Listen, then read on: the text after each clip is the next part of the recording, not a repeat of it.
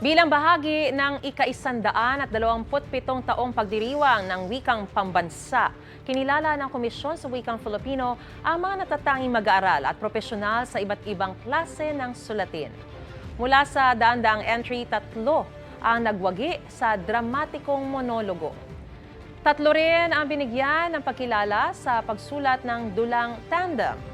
Binigyan naman ng selyo ng kahusayan sa wika at kultura ang Catanduanes State University, Bicol University at Cebu Normal University.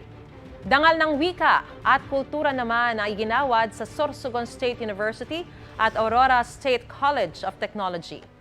Kinilala din ang mga nagwagi sa sanaysay ng taon. Itinanghal bilang kampyon ng wika ang ilang edukador, mananaliksik at manunulat. Gawad dangal ng Wikang Filipino 2024 naman ang natanggap ng ilang edukador, mananaliksik, manunulat at tagasalin.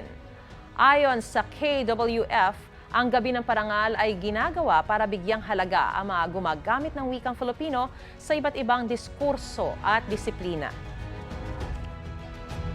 Ang ating wikang pambansang Pilipino ay isang wikang intelektualisado.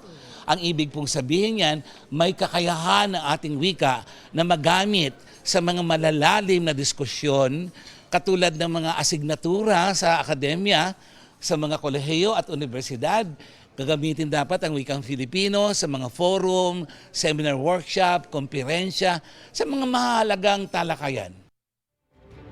Mga kapuso, para una ka sa mga balita, mag-subscribe sa GMA Integrated News sa YouTube. Sa mga kapuso abroad, subaybayan niyo po kami sa GMA Pinoy TV at sa www.gmanews.tv.